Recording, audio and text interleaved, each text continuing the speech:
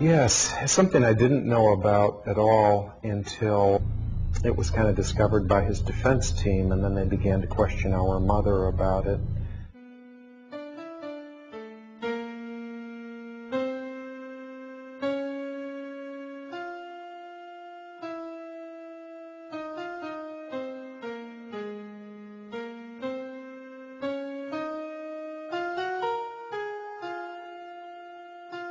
The MKUltra program was actually a CIA covert operation within the United States where unwitting suspects were made guinea pigs in research about psychotropic drugs, various kinds of psychological pressure. I think there's pretty clear evidence that MKUltra was a program at Harvard. Ted was in a psychological research study run by a psychologist by the name of Henry Murray.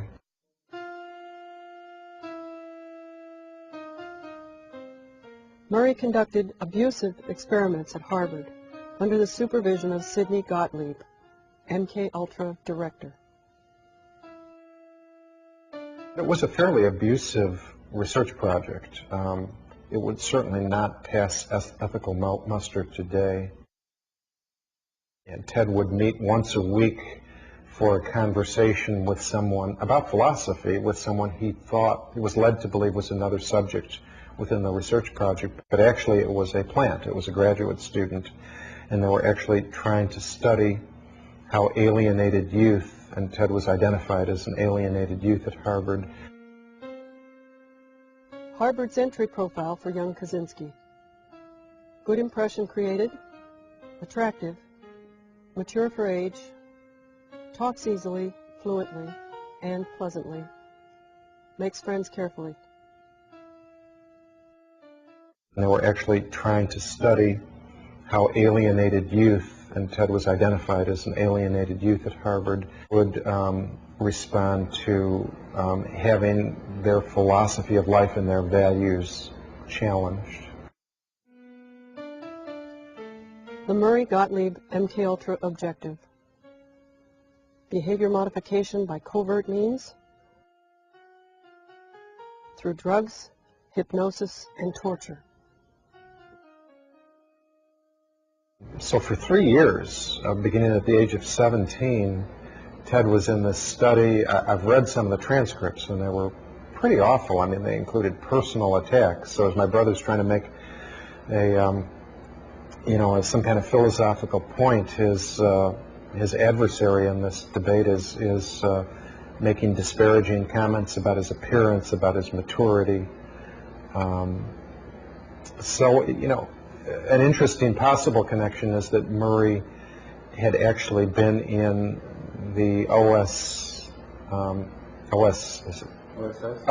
that's right, which was the forerunner of the CIA during World War II, and the projects he did had to do with debriefing prisoners of war. Paperclip Project. Debriefing top Nazi scientists and engineers brought secretly to the United States to work in aerospace weapons, biowarfare, mind control research, and experimentation in the military, academic, and corporate worlds.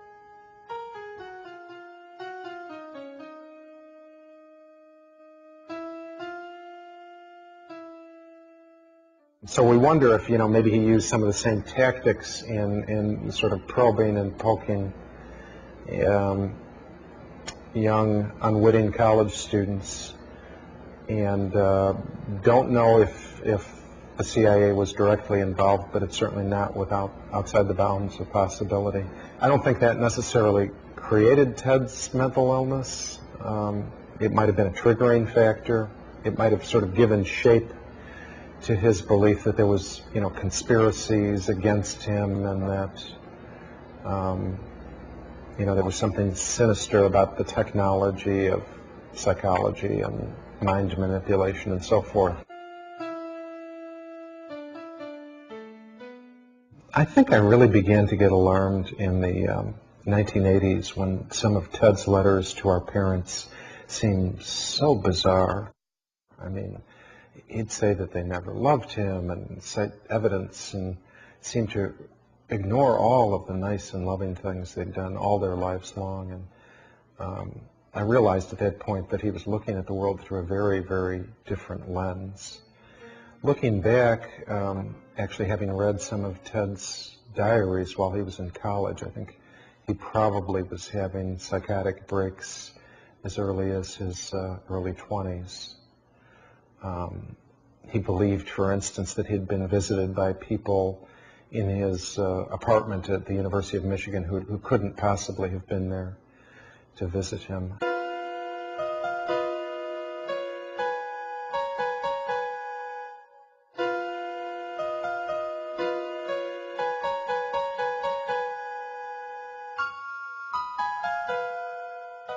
Did you ever talk to him about that experience in that psychology program?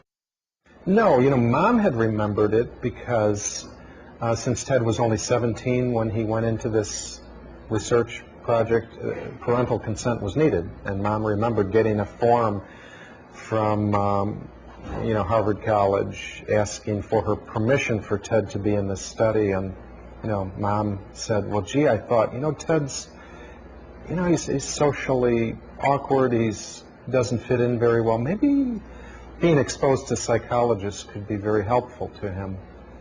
Well, little did she know that, this study wasn't conducted with his benefit in mind. The defense apparently put a lot of research into this. It was going to be at least one of their arguments for mitigation, that Ted had been seriously abused in this research program that might even have been funded by the federal government. It was hard to get research, hard to make the connection fully. They found that numbers of the records had actually been destroyed, not for, like confidentiality reasons or something. It was destroyed because there was a congressional investigation of the MK-Ultra program, and the then director of the CIA really, in contempt of Congress, destroyed many of the records of that program. MK-Ultra records were destroyed in 1973 by Henry Kissinger's subordinate Richard Helms, CIA director, in overt defiance of the United States Senate.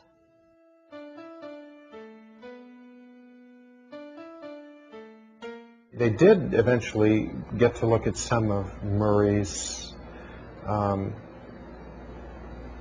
private research papers. That was where some of these transcripts were found.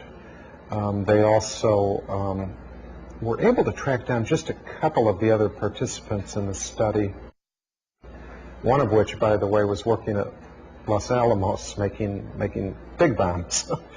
A weird irony of the whole thing. But as far as we know, and we don't know much, Ted was the only one who's, who ended up with real serious problems. In a sense, he wasn't paranoid. He was, he was in a sense conspired against.